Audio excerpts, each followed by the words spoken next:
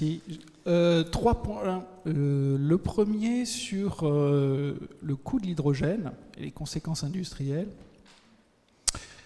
J'ai compris le fait que l'étude du Wake Europe demandait d'éviter la guerre des couleurs, non pas parce que côté demande, il pourrait y avoir de demandes d'un tel ou un tel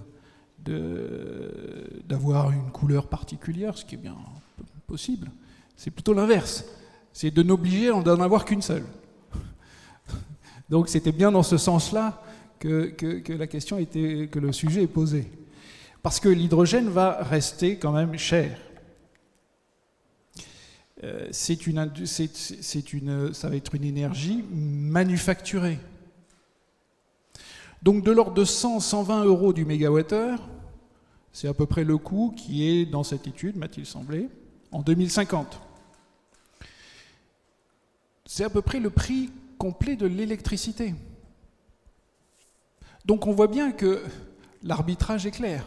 D'un côté, une molécule à 150 euros par mégawatt, 100-150 euros par mégawattheure, versus de l'électricité au même prix, mais qui a l'avantage, notamment dans les moteurs électriques, dans les pompes à chaleur, d'économiser, de requérir 4 fois moins d'énergie pour la même kilowattheure finale. Et c'est bien ça qui explique, selon moi, la bascule. Le fait que c'est l'électrification qui est quand même le premier levier de décarbonation, versus l'hydrogène qu'il va falloir réserver aux usages où vraiment on ne peut pas faire autrement. Ce coût de l'hydrogène à l'horizon 2050, ces estimations, pour le moment, d'ailleurs entachées un peu d'incertitude, ça suppose notamment que les électrolyseurs, s'agissant de l'hydrogène électrolytique, soient divisés par 4, le coût des électrolyseurs.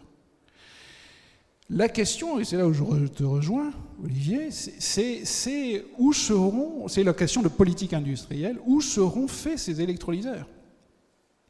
En Europe, ou bien est-ce que ça finira comme le photovoltaïque avec, au fond, des technologies qui s'en vont en Chine. Aujourd'hui, si on en croit Bloomberg, par exemple, qui indique qu'à l'horizon 2005, aujourd'hui, en Europe de l'Ouest, les électrolyseurs sont à 1200 euros du kilowatt, et on va aller vers quelque chose qui ressemble à du 100, voire moins euros du kilowatt en 2050, oui, mais dit Bloomberg, à la condition que tout ça soit délocalisé en Chine. Donc, à mon avis, il va quand même y avoir une petite tension qu'il va falloir gérer collectivement sur conserver nos technologies, et notamment celles de l'électrolyse, en Europe, mais en acceptant éventuellement des légers surcoûts par rapport à ceux de la Chine, ou bien préférer, comme peut-être ce sera la tentation allemande, ça l'a été sur le photovoltaïque, de préférer la délocalisation pour avoir des coûts plus faibles et de diminuer les coûts de la transition énergétique. Deuxième point, c'est sur cette question justement de différenciation du rôle de l'hydrogène en fonction des politiques énergétiques qui a été évoquée auparavant.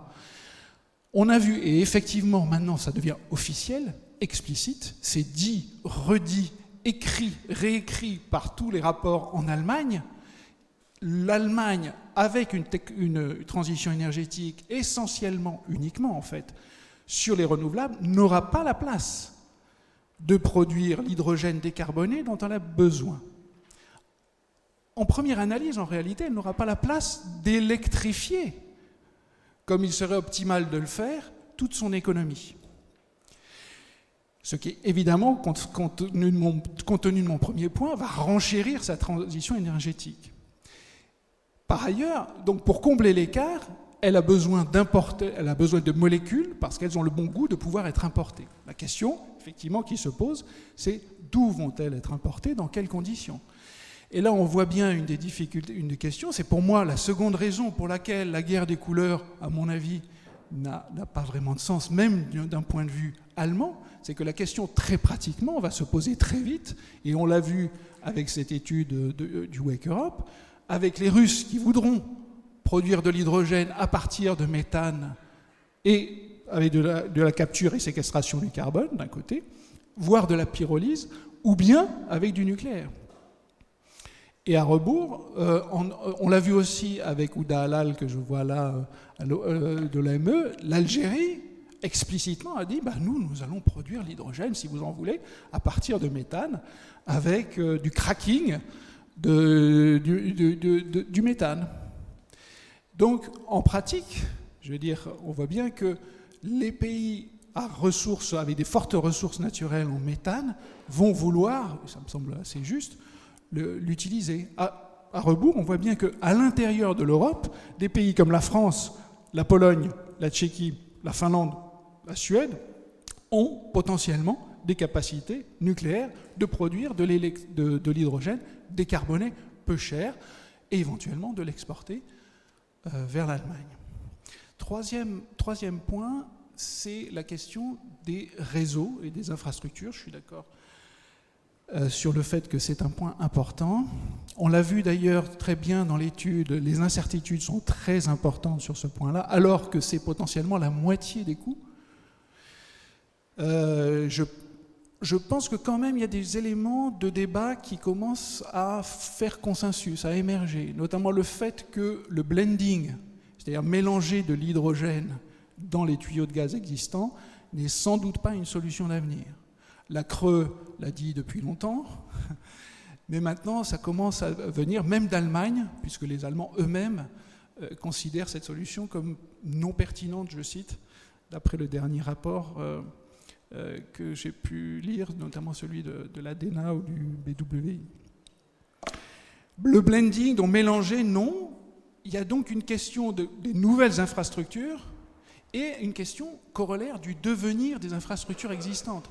Donc pour moi, la question qu'il va falloir ouvrir assez vite, c'est comment est-ce qu'on organise la diminution, en fait, en particulier des réseaux de distribution de gaz existants, de manière ordonnée et efficace économiquement, et l'augmentation, je dirais, en parallèle, des infrastructures dédiées d'hydrogène. C'est une question totalement ouverte dès à présent en Allemagne, où ils commencent à se poser exactement ces questions précises.